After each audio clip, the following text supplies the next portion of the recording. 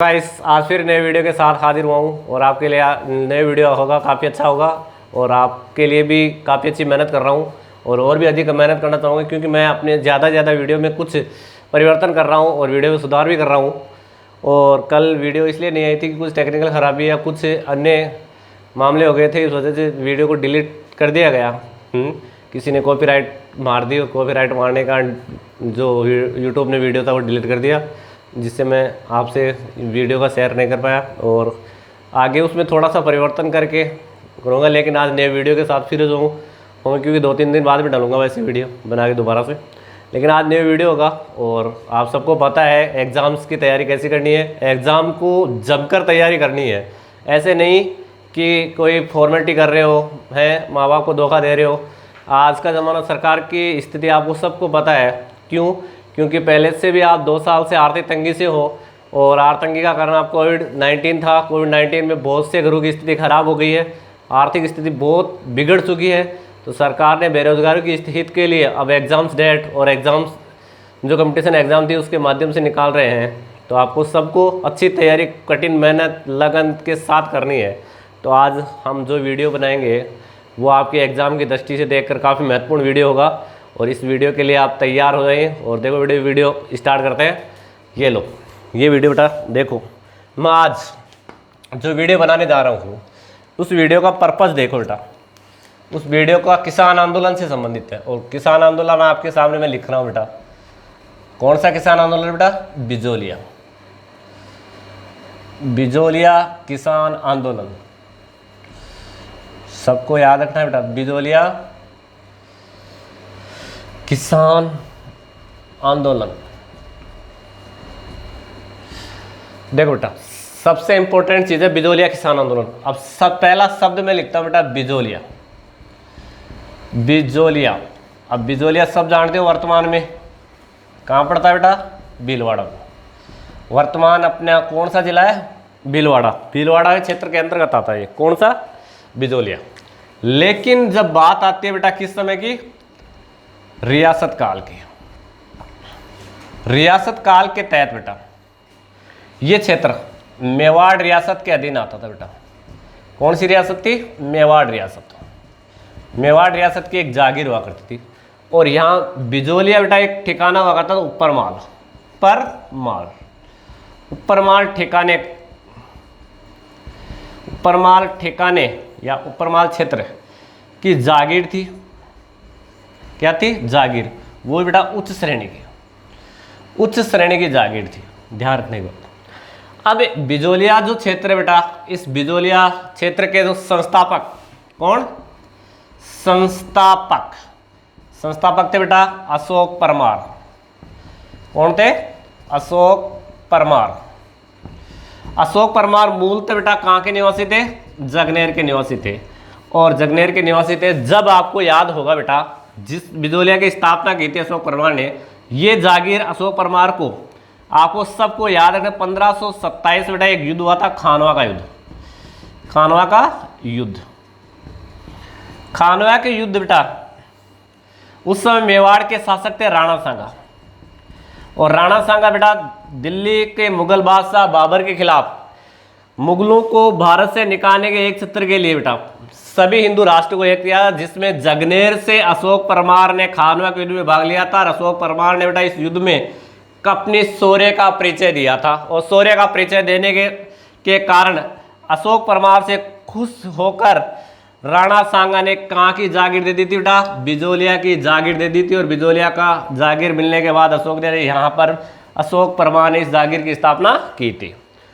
तीसरी बात बेटा, स्थापना के बाद वह जिस रियासत काल की जब बात आती है कि इस बिजोलिया जागीर में जो किसानों की बात आती है बेटा, किन की बात आती है? किसानों की। किसानों के सर्वाधिक जनसंख्या या सर्वाधिक संख्या मान लो बेटा, सर्वाधिक संख्या। यहाँ के मूलतः जो किसान थे बेटा वो किस जाति से जुड़े हुए थे? धाकड़ जाति से। धाकड़ जाति के किसान थे सर्वाधिक, लगभग 65% से अधिक यहाँ के किसान धाकड़ जाति थे हैं। और इन किसान आंदोलन, जो किसान आंदोलन आरंभ हुआ था उससे पहले किसान यहाँ काफ़ी प्रसन्नचित और काफ़ी अपनी लगन और मेहनत से अपने खेत जोतते थे। देखो बेटा, इसमें यहाँ आंदोलन होने का कारण क्या है वो आपको किस तरह याद रखना है, क्या कारण हुआ था, किस वजह से हुआ था, वो सब मैं बताता हूँ बेटा। देखो बेटा इंपॉर्टेंट चीज़ है, इस आंदोलन की, इस किसान आंदोलन की शुरुआत आप सबको याद रखना बेटा 1897 में हुई थी और 1941 तक चली थी। लगभग आपको याद होगा बेटा कितने साल, 44 साल, 44 वर्षों तक अहिंसात्मक नीति, कौन सी, अहिंसात्मक, कोई हिंसा नहीं थी बेटा, अहिंसात्मक किसान आंदोलन में गिना जाता है बेटा, और विश्व का सबसे लंबा किसान आंदोलन है जो अहिंसात्मक था है। इस किसान आंदोलन की जब बात करते हैं तो शुरुआत कहाँ से आंदोलन की शुरू, देखो बेटा सबसे पहले मैं एक चीज़ बताता हूँ, 1894 में यहाँ राव था बेटा गोविंद सिंह, कौन था, गोविंद सिंह यहाँ का राव था बेटा, बिजोलिया का राव था। गोविंद सिंह तक यहाँ, जब गोविंद सिंह 1894 तक राव था और गोविंद सिंह तक यहाँ के किसानों के बीच, यानी राव के बीच और यहाँ के किसानों के बीच कोई मतभेद नहीं था, यानी ऐसा कोई विवाद नहीं था किसी चीज़ को लेकर कि किसान अपने राव के खिलाफ विद्रोह करे या आंदोलन करे, बिल्कुल शांति थी। 1894 में बिजोलिया के राव गोविंद सिंह की क्या हो गई थी, मृत्यु, क्या हो गई थी, मृत्यु हो गई थी। मृत्यु के बाद राव गोविंद सिंह का उत्तराधिकारी, राव गोविंद सिंह का उत्तराधिकारी बेटा जो बिजोलिया का नया राव बना, जिसका नाम था करशन सिंह, कौन था, करशन सिंह, जिसको कुछ जगह पर आपको किशन सिंह के नाम से भी मिलता है बेटा। करशन सिंह शासक मियाँ का बिजोलिया का नया राव बना। करशन सिंह के साथ राव बनने के बाद बिजोलिया के किसानों की स्थिति खराब होने लगी। कारण क्या बेटा, 1894 से लेकर 1897 तक बिजोलिया के किसानों पर लगभग 84 प्रकार, कितने प्रकार के, 84 प्रकार के लाग बाग कर लगा दिए थे। क्या लगा दिए थे, लाग बाग कर। अब याद रखने की बात है, लाग बाग कर लगा दिए थे, जो किस पद्धति पे थे, लाटा कुंता पद्धति पर। एक पद्धति हुआ करती थी लगान की, कौन सी, लाटा कुंता पद्धति। इस आधार पर यहाँ के किसानों पर लाग बाग कर लगे हुए थे, कितने, 84 प्रकार के। कब से, 1894 की गोविंद सिंह की मृत्यु के बाद से लेकर 97 तक 4 सालों में कितने कर लगा दिए, 84 प्रकार। जिसका बहुत से किसान, बहुत से ऐसे कर थे जिनका कोई औचित्य नहीं था, जबरदस्ती से वसूला जाता था। अगर जो किसान नहीं देता था उन किसानों की दयनीय स्थिति हो जाती थी, अपने सैनिक भेजकर उन किसानों को प्रताड़ित किया जाता था और उनसे और अधिक कर वसूला जाता था और उनके सबके सामने उनकी बेइज्जती की जाती थी। अब किसानों की हालत धीरे धीरे खराब हो रही थी। 97 तक आते आते किसानों को इस बात से परेशान थे कि आंदोलन की शुरुआत की जाए, और आंदोलन शुरू करने से पहले मेवाड़ के अधीन आने वाली जागीर थी बेटा ये बिजोलिया, और मेवाड़ का उस समय शासक आपके कौन थे, फतेह सिंह थे। कि फतेह सिंह को इन 84 प्रकार के जो लाग बाग कर हैं उनसे अवगत कराया जाए, इसकी सूचना दी जाए कि हमारे ऊपर जबरदस्ती कर लगा रखे। यहाँ के कौन के, कहाँ के किसान बेटा, बिजोलिया के किसान। इस बात से अवगत करवाना चाहते थे किनको, फतेह सिंह को। उस समय बेटा 1897 में आपको पता होगा बेटा एक गांव था बिजोलिया में, गिरधारीपुरा। कौन सा गांव था, गिरधारीपुरा गांव। गिरधारीपुरा गांव में बेटा एक किसान नेता था जिसका नाम था गंगाराम धाकड़। गंगाराम धाकड़ किसान था बेटा, और इस किसान की क्या हो गई थी, मृत्यु हो गई थी। उस समय इसके मृत्यु भोज पर, इसके गंगाराम धाकड़ के मृत्यु भोज पर बिजोलिया के लगभग सभी किसान नेता या किसान प्रतिनिधि इकट्ठे हुए थे। और यहां गंगाराम धाकड़ के मृत्यु भोज पर किसान इकट्ठे होकर इन किसानों ने बेटा एक निर्णय लिया। क्या लिया, निर्णय ये लिया कि अपने ऊपर लगे जो 84 प्रकार के लाग बाग कर है, इन करों को मेवाड़ के फतेह सिंह को अवगत कराया जाए कि हमारे ऊपर जबरदस्ती रूप से राव करशन सिंह हमारे ऊपर 84 प्रकार के लाग बाग कर रखा। और इसके लिए 2 किसान नेता चुने। निर्णय के आधार पर 2 किसान नेता चुन लिए गए, 2 किसान नेता। अब वो दो किसान नेता कौन थे बेटा, याद रखनी है। एक था बेटा नानक जी पटेल, एक का नाम तो क्या था बेटा, नानक जी पटेल। दूसरे इनके साथी थे बेटा ठाकरे पटेल, ठाकरे पटेल। इन दो किसान नेताओं को चुनकर इन किसान उन्होंने जो निर्णय लिया था गंगाराम धाकड़ के मृत्यु रोज पर, और इन दो किसान नेताओं को चुनकर सीधे मेवाड़ के पास, किसके पास भेजा, फतेह सिंह के पास सॉरी, फतेह सिंह के पास पूछे और फतेह सिंह को अवगत करवाया कि बिजोलिया के रावकृष्ण सिंह हमारे ऊपर 84 प्रकार के लाग बाग कर रखे। और उस समय फतेह सिंह ने भी कोई इतनी रुचि नहीं ली, और रुचि न लेकर फिर भी फतेह सिंह ने इसकी जानकारी हासिल करने के, यानी औपचारिक रूप से जानकारी हासिल करने के लिए अपने राजस्व अधिकारी जिसका नाम था बेटा हामिद हुसैन, याद रखना नाम बेटा, कई किताबों में नहीं मिलेगा ये, हामिद हुसैन को बिजोलिया भेजा बेटा। कहाँ भेजा, बिजोलिया भेजा।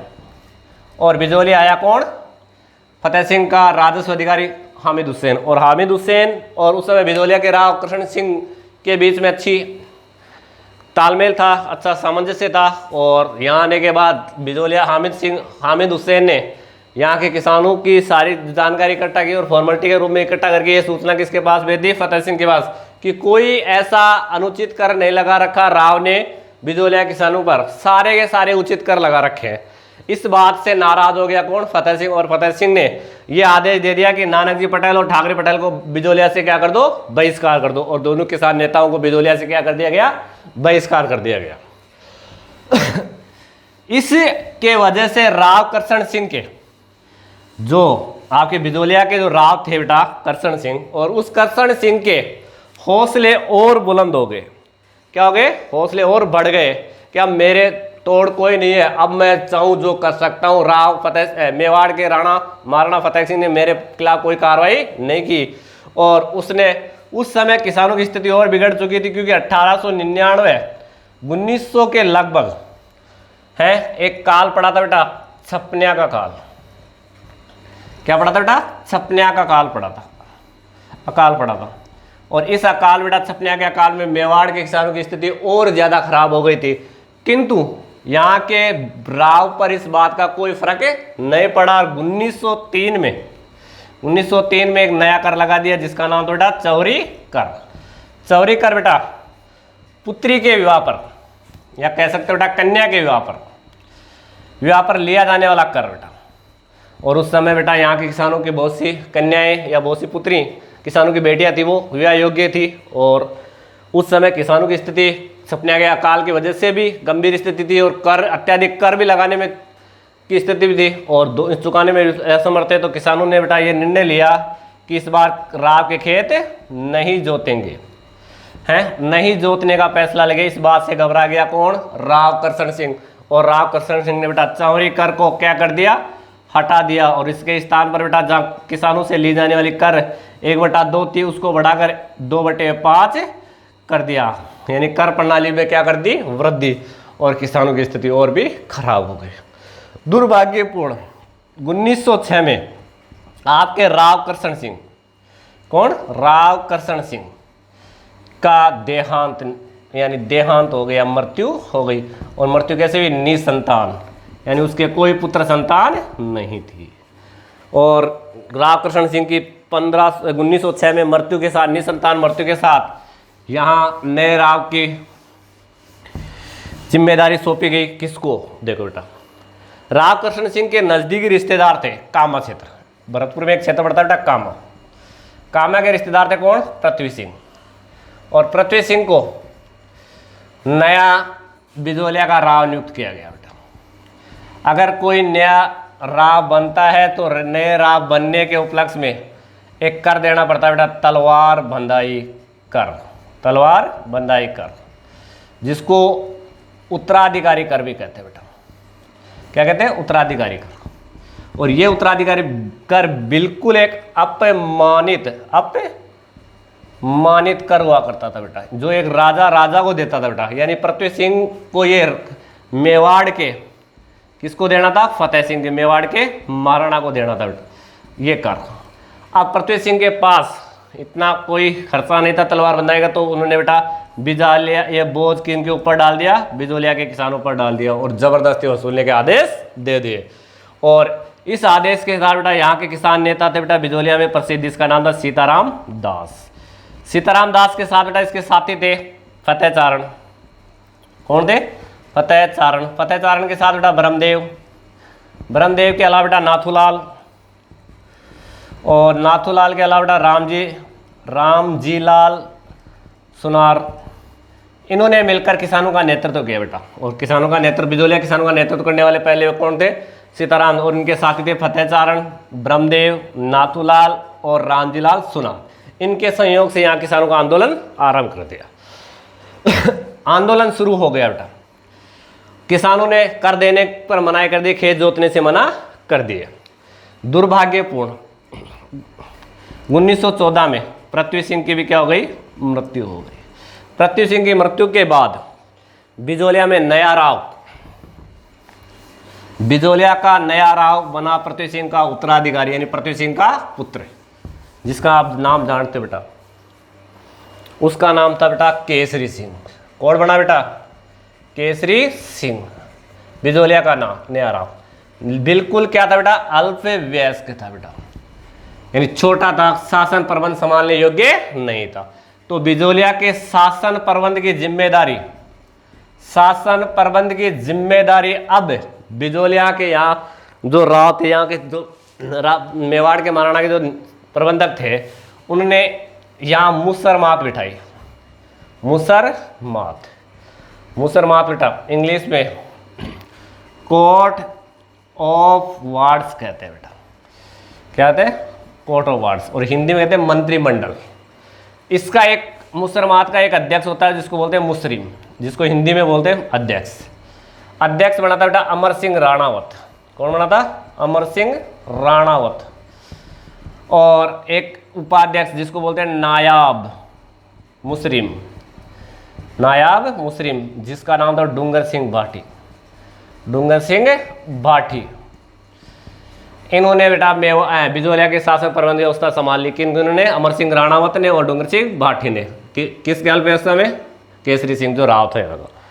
और इसी बीच यहाँ पर बेटा स्थिति और खराब कैसे हुई कि प्रथम विश्व युद्ध आरंभ हो चुका था। प्रथम विश्व युद्ध में यहाँ के किसानों से चंदा वसूलने की बात थी, और सीताराम दास और फतेह चारण तथा अन्य साथियों ने बेटा इन किसान आंदोलन का नेतृत्व किया। इसी बीच साधु सीताराम दास, जो बेटा पूरा नाम था, जो बिजोलिया किसान आंदोलन का बेटा नेतृत्व करता था, साधु सीताराम दास बेटा यहाँ पास में बेटा एक क्षेत्र पड़ता है ऊपरमाल